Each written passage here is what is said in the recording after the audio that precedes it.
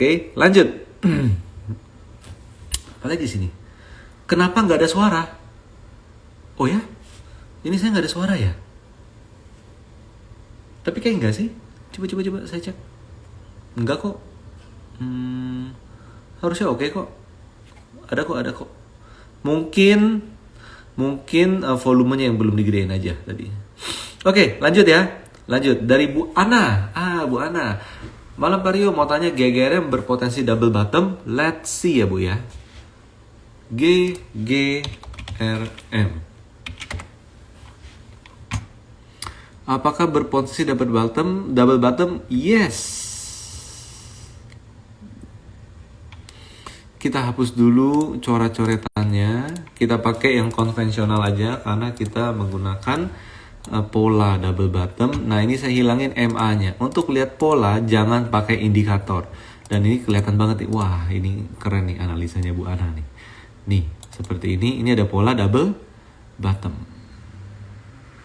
Oke, ada pola double bottom. Kalau kita pakai target, maka target kenaikannya itu kurang lebih ada di sini. Minor target di sini. Ini potensi false break gitu ya. Itu potensi false break. Ini di sini, dan kalau kayak gitu secara moving average pasti ketemu biasanya.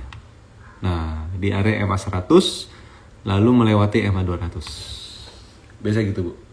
Dan ini akhirnya menutup gap. Nah, ini ada gap. Jadi target, nah kan, technical itu ditarik dari sisi manapun biasanya ketemu. Oke. Nah, jadi ini dia nih. Bisa Bu. 25.900 hingga 27.000, Bu. 27.000. Dan ini it's a double bottom. Let's see. Wait, kita coba pakai profit trader modul di sini. Nah, ya Bu, udah dari merah, udah mulai putih. Udah merah, putih, udah hijau. Jadi it's quite a good sign. Saya lebih suka GGRM daripada HMSP. Kalau ngeliat bentuknya. Di sana. Karena HMSP udah naik tinggi, dia pasti istirahat. Kemungkinan besar ya. Tapi GGRM baru memulai naik setelah dia istirahat, naik duluan sebelum HMSP. Menarik nih. Oke. Sip. Lalu dari Doni Nugraha. Malam kok ada insight saham apa yang buat di hold sampai akhir tahun? Susah. Oke. Gini. Pertanyaan saham apa yang layak di hold sampai akhir tahun? Itu pertanyaan yang paling sulit dijawab, tapi paling gampang dicari-cari jawabannya. Kebayang ya? Saham apa yang paling cocok disimpan sampai akhir tahun?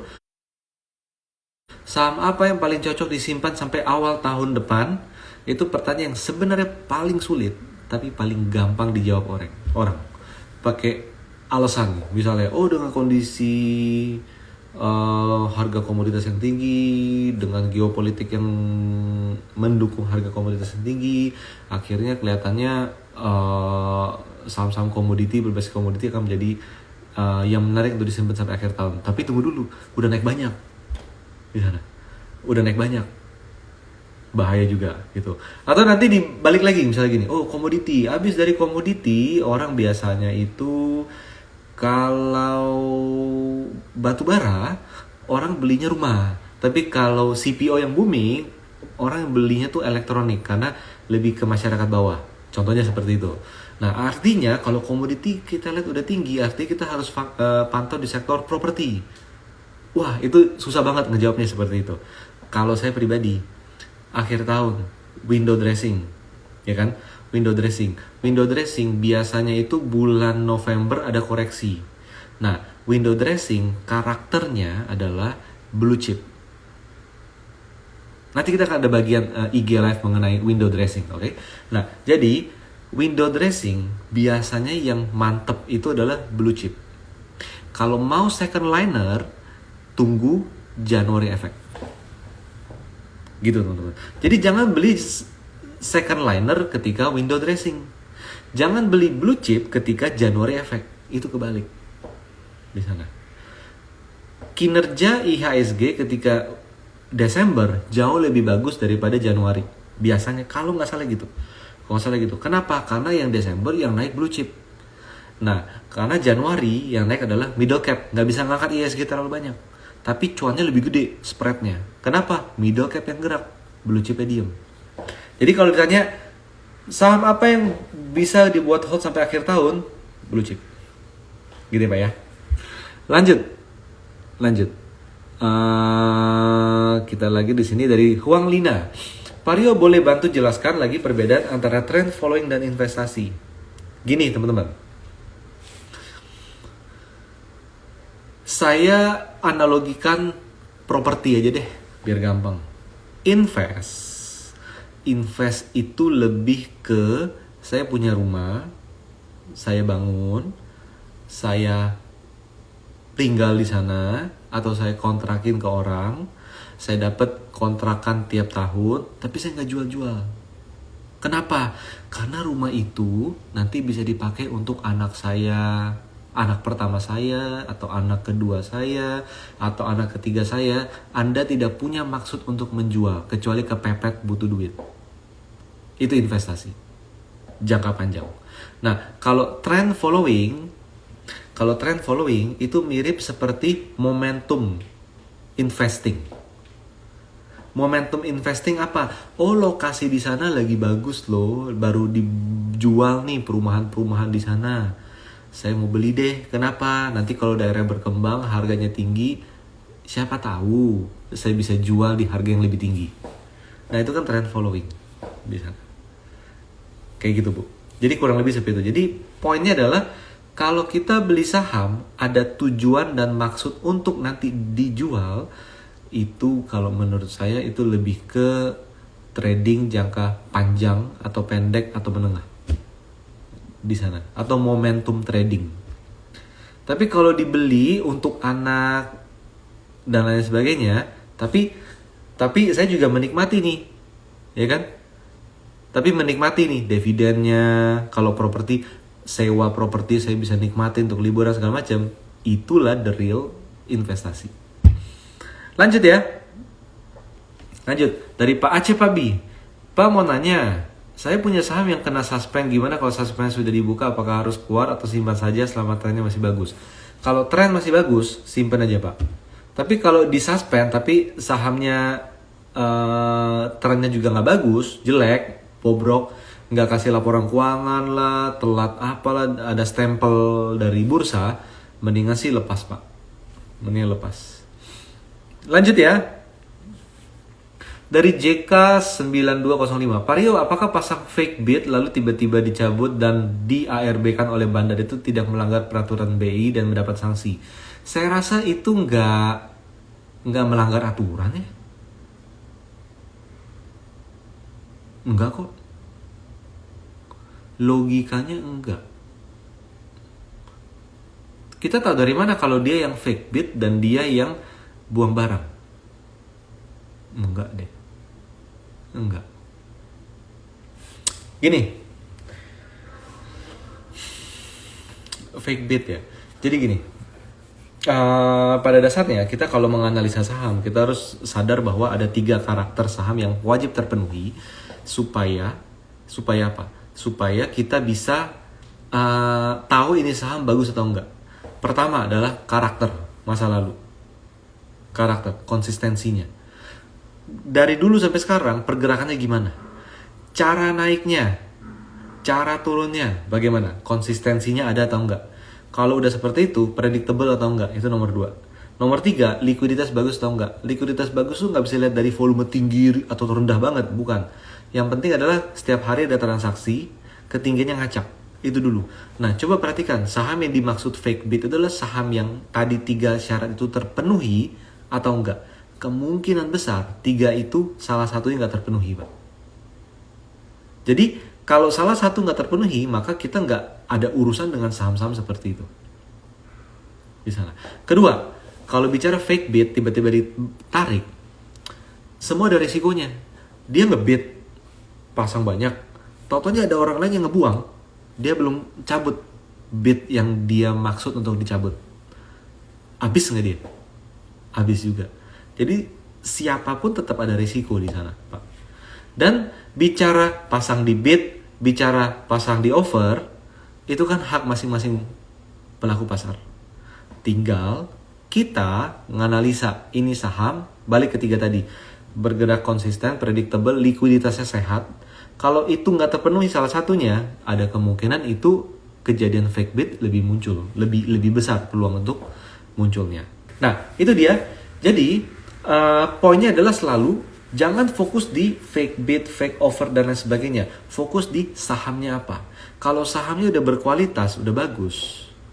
Kalau trennya bergerak, tren bagus, tren naik itu udah bergerak rapi, naik dan lain sebagainya, kita kemungkinan besar akan nggak ketemu itu fake bid dan lain sebagainya. Karena saya rasa saya udah bertahun-tahun di pasar modal, saya nggak terlalu concern dan aware dengan fake bid lagi. Karena apa? Karena itu udah nggak kelihatan, itu udah nggak dilihat. Semoga menjawab ya Pak ya. Nah, oh ya ngomong-ngomong, ini saya mau kasih lihat nih. Jadi konsistensi itu dilihat dari apa? Gini, konsistensi dilihat dari apa? Gini ya, misalnya nih ada saham seperti Gajah Tunggal. Nah, disinilah fungsi dari kita memahami tren. Oke, coba kita lihat.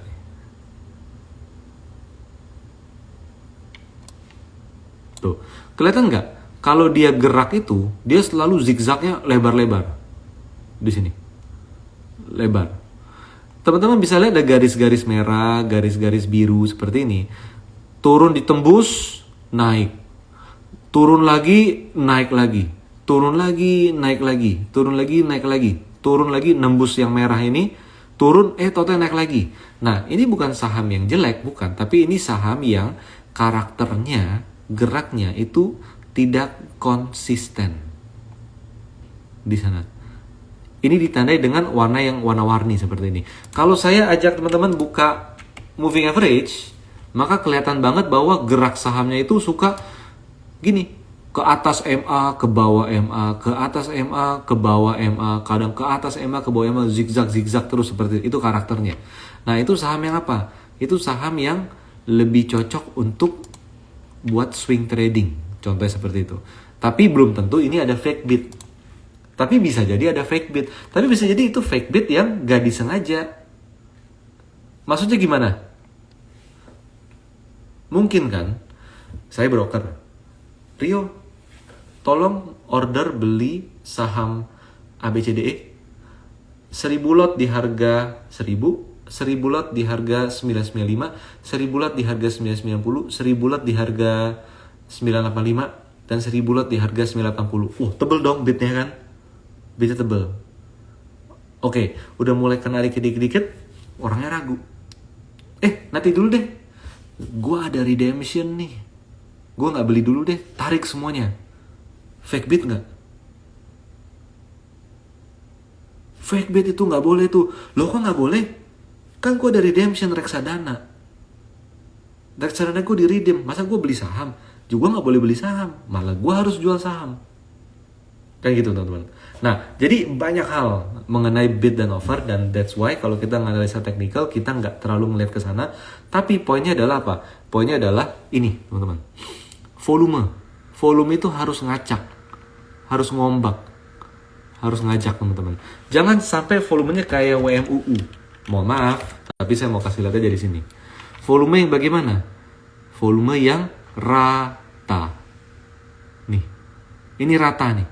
Ini rawan dengan fake bid. Kayak gitu teman-teman. Rawan dengan fake bid. Nah, untuk teman-teman kita bisa memahami konsep pergerakan seperti itu, maka kita harus, Anda boleh trading jangka pendek menengah gitu ya, tapi yang harus Anda ngerti konsepnya itu adalah tren. Oke, lanjut. Lalu di sini kita coba lihat ada pertanyaan apa lagi di sini. Dari Ron 888. Malam kok, analisa teknikal lebih baik dipadukan dengan bid offer? Gak perlu. Pusing. Analisa teknikal adalah analisa harga dan volume. Anda pelajari dari manapun, buku manapun, guru manapun, Tidak ada yang bilang bahwa analisa teknikal adalah analisa yang mempelajari pergerakan harga, volume, bid offer. No. Saya mau ajak teman-teman lihat satu hal di sini. Ya. USD IDR. Oke. USD IDR.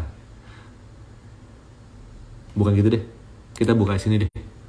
Kita buka ini ya. Nih. Klik bca.com. Ini ada USD IDR kan di sini kan?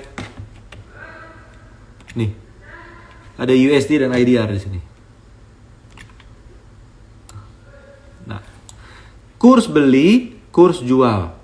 Ini kan bid, ini kan offer. Kita nganalisa nggak sih? Antrian bidnya berapa? 15.566. Di bawahnya ada 15.560. Di bawah ada 15.500. Ada berapa? Ada berapa orang yang beli? Ada berapa orang yang mau offer jual? Ini kan bid, ini offer. Enggak kan? Ya nggak teman-teman? Nah, jadi di luar negeri sana, di luar Indonesia, bid offer itu udah nggak ada. Hanya ada bid dan ask, bid dan offer, satu papan paling atas.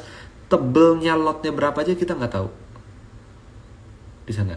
Dan mereka menggunakan analisa teknikal untuk trading di saham Amerika, Eropa, Hong Kong, Jepang, cryptocurrency, forex dan lain sebagainya. Itu nggak ada analisa bid offer. Jadi di Indonesia itu dicari-cari doang. Padahal nggak perlu, teman-teman. Padahal nggak perlu. Asal kita pakainya analisa teknikal murni.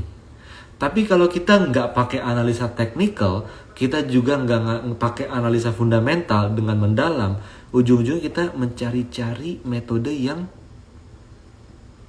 bisa dianalisa, yang terasa bisa dianalisa, gitu Pak. Mungkin yes, bid offer bisa dianalisa untuk sehari 2 hari. Efeknya gimana? Dalam sehari 2 hari. Tapi in a long run, guys, BCA dulu harga 1.000, sekarang harga berapa? 8.000. Apakah bisa dianalisa dengan bid offer tiap hari? Gak bisa. Teknikal Pak, tren.